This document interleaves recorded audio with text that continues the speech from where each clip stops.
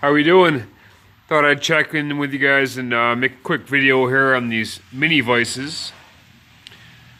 A few weeks back I picked up a couple of mini vises, and I've since found a couple here and there at the flea market, so I'll go through them real quick and just show them to you. Got this little one here. See the mounting bolt there. Set screw. You can see it's very small.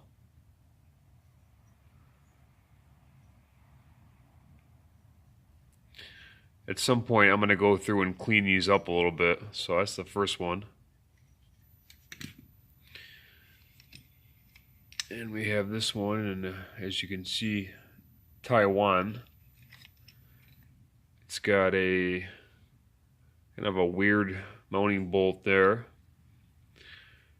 Right where my pinky is the bolt that attaches the top portion. It's probably about 2.5 inch jaws there. This one does pivot.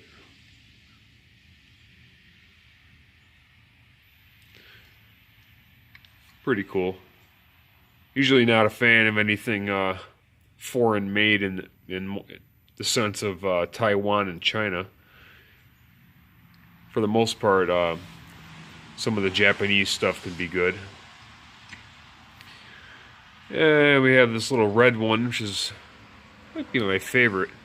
You can see the size is very small. I like the bolt there, that ornate design. I really like that.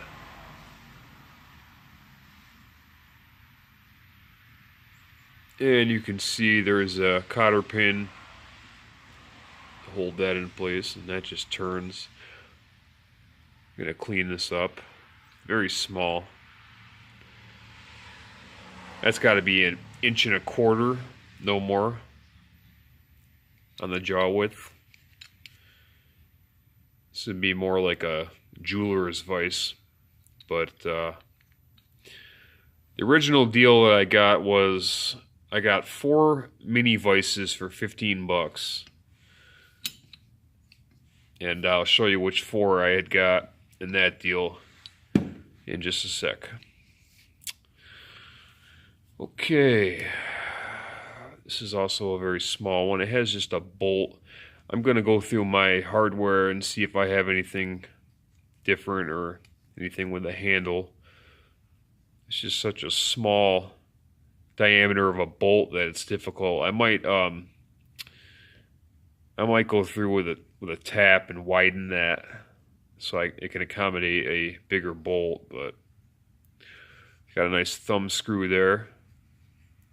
Again, this is a very small, inch and a quarter max on the jaw width.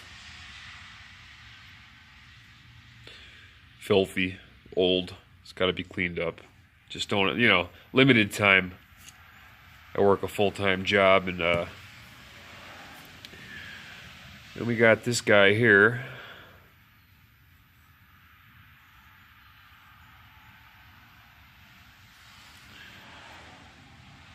See Japan on that one. A little bit wider of jaws. That just sits fixed. I wonder, I'm almost thinking there used to be a base to this, and it was at one point it swiveled, but in any event, I really don't mind too much. I can see that just fell right out. I have to go through and fix that at some point. We have this. This one is actually made in the USA. Probably the best out of the bunch. It's got a wider jaw, little baby anvil and platform there. So went ahead and hit this one with a wire wheel. Started the cleanup process, but yeah. So, and that's also probably the bigger or the biggest out of the pack here. So for 15 bucks, I got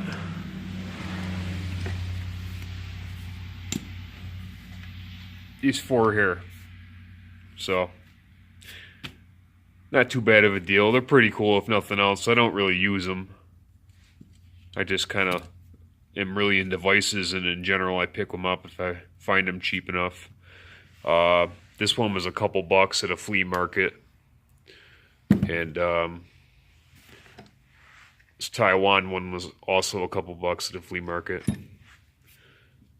And I've had this little vise. This is a General, and it's a vacuum vise. There's a lever, which I have somewhere, that goes through, and there used to be a rubber base to this, and you would set it on something, turn the lever, and it would create a suction, and it would fix this to whatever surface you had it on. The rubber was really corroded and rotted out, so I just ripped it off, took the lever out. If I ever plan on mounting it somewhere, I'm just going to go ahead and drill holes in the base and just bolt it directly to it. But I did go through this and paint it and clean it up a little bit. So those are my mini vices. In the bedroom, inside, I have a Colombian C43 vise and a Wilton 5-inch jaw swivel vise. And then out here in the garage, I have other bigger vices. I'll go through them real quick for you. This is a smaller reed. Where is it? That's a... Let's see the focus. This is a Reed 203. And that was a flea market find months back.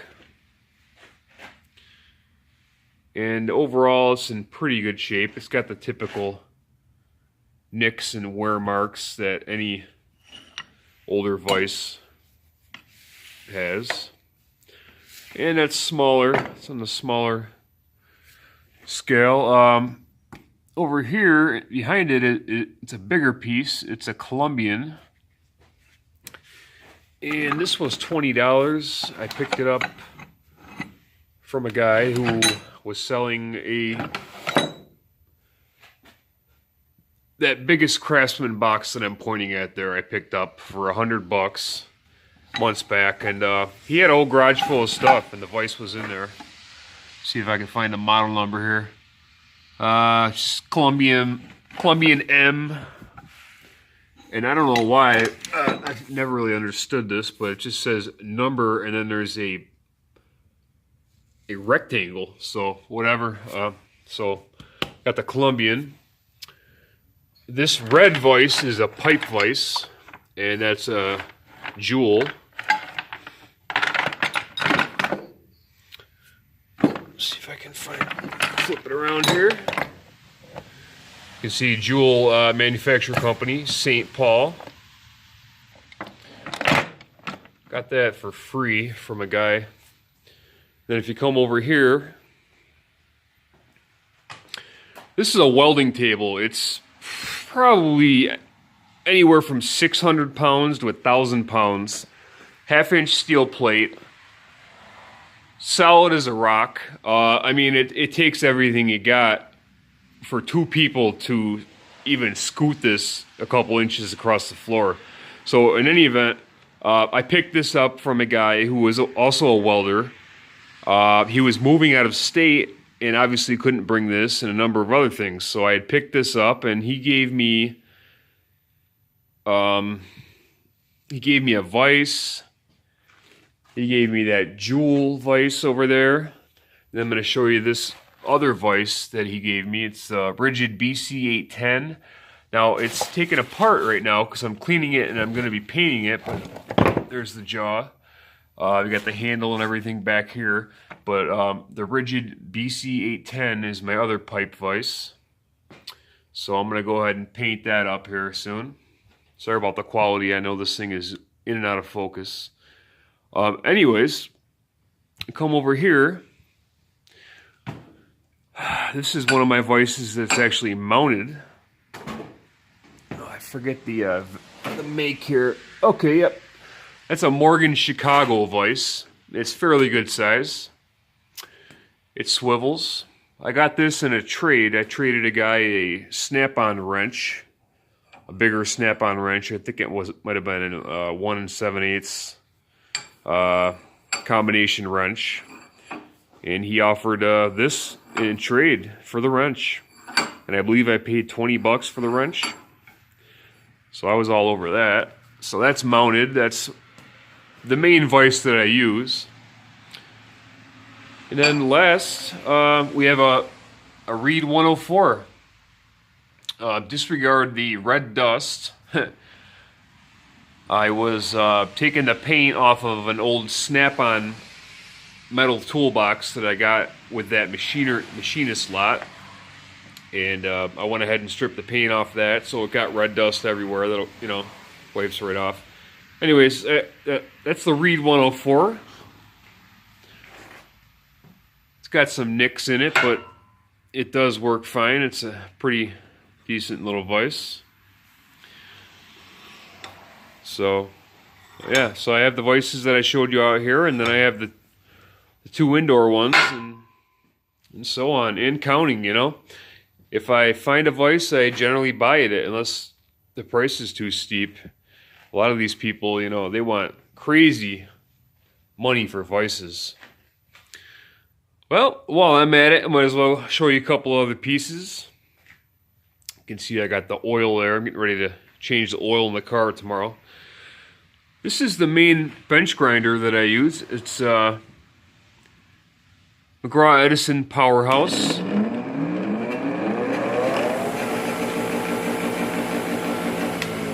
It's pretty good. I've had it apart. I've cleaned it up, and got a grinding stone on the right side here, and a wire wheel on this side. Now this wire wheel is sold at Home Depot, and it's $7, so that's cheap. And in general, you know, it's a consumable, so it's going to wear out regardless of where you get it. But in general, it holds up pretty well for the money. I go with the $7 wire wheel from Home Depot.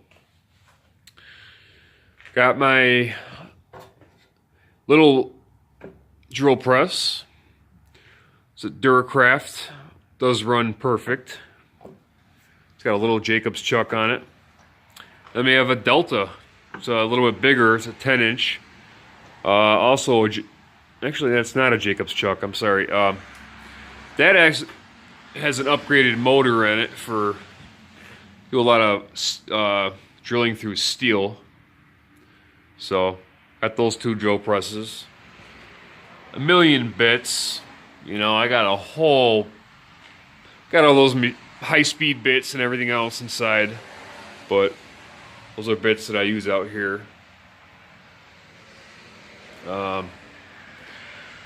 This little flux core welder I got at Harbor Freight, obviously. It's a Flux 125. With the coupon, it was $90. I have made hundreds of dollars with that welder. In fact, I was hired to weld up 7 10-foot light poles that were temporary light poles at a Verizon wireless store that was being built from the ground up at the time. So just that job in itself more than paid for this machine. And, you know, it's got a, you know, obviously it has a duty cycle, but it didn't cough or hiccup once. It worked fine. It welded pretty good penetration on those light poles. So, you know, I also picked up the 2-year warranty on this. It was $30 extra. And it covers anything, even a scratch. So when I'm at about 23 months, I'm going to go ahead and just bring this back and swap it out. And I can also upgrade if I ever wanted to. The welding helmet that I use is a Miller. Got the digital display, auto darkening. So I just got a bigger ground clamp. That's pretty much all I did with it. Got that new Black & Decker sander there from the flea market, part of that $25 lot. I have two old Craftsman circular saws. They are entirely steel. They are Sears Craftsman, and they were $4 a piece at the flea market. Over here I have a Rockwell motorized miter box. This was $5. I got this from a guy for $5 who also sold me this. It's the Craftsman table saw. It's 3 horsepower or whatever. It's pretty powerful, you know. It's a pretty decent saw. This was $25 for the Craftsman. The front, I'm sorry, the sides and the rear extend, and it creates a pretty good sized work platform. So that was $25, and the guy happened to, we were corresponding, and he said, hey, I got a miter saw if you want it for $10. I said, hey, you got any picks? He goes, no, just bring it. So he showed up with this, and he was like, you know what, just give me $5, and it works, and it's a tank. This thing is unforgiving. It will hurt you. Same with the Craftsman. They're powerful, and there's some kick involved there, so definitely have to be careful. So, what else? Yeah, I've shown this motor. It's the Dewar 3rd horsepower motor that I'm going to go ahead and make a bench grinder with. This Craftsman box I took apart and painted black. It's an older piece. You can see it's got the old logo there. It's a 3-piece. The upper, the middle, and the bottom. This also was taken apart and painted. It's an older Craftsman. And these are my garage toolboxes, you know, and they're just, these are just some of my tools. I got every, stuff inside, and I don't have space for this stuff. So, got the couple Craftsman boxes. This is a Craftsman workbench. It's older. I added these hooks. It's a 2-drawer. I keep a lot of saw blades and, random doodads in there. I keep soldering equipment in here. Got a few different soldering guns, old Weller. Yeah, so Craftsman workbench, and I added this power strip into the front. It's got 6 outlets, and it's got the storage underneath there. It's pretty solid. It's got a, that's got to be 1.5 inch thick top, and I think it's pressed wood. But in any event, this is a solid bench, and I believe that was $80 I paid for this, and it's good size too. And I forget the dimensions, but it's something like 60-something inches. It's good size. It's got trays on the side. It's got a tray in the back. It's got a little compartment on the left here. And then my other bench is a Cobalt. Picked this up for $90, and it's in good shape. It's just really dusty. I work more than I clean out here in this garage, so in any event, the Cobalt workbench. It's got the bottom area, which I have loaded up with various machining bits, a whole thing of them. Got machining hardware, machining nuts. We have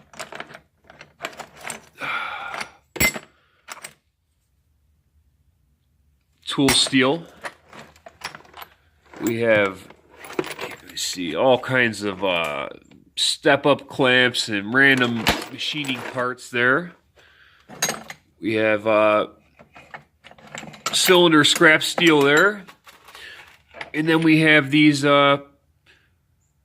cutting tool pieces, and there's a whole bunch of them. This stuff was all in that machining lot. that I bought for $100.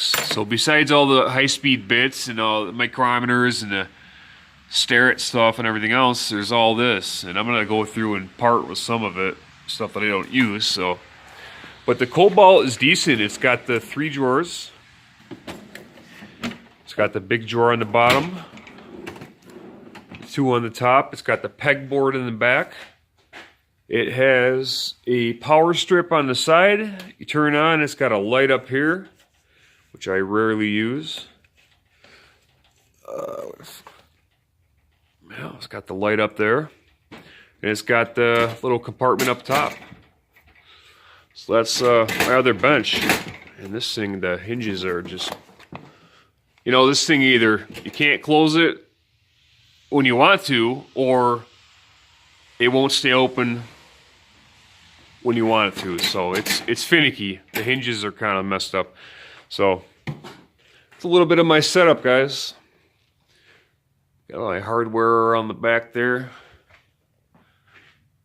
Various clamps up top. Chainage, power cords, more clamps. Got the saw arsenal up there.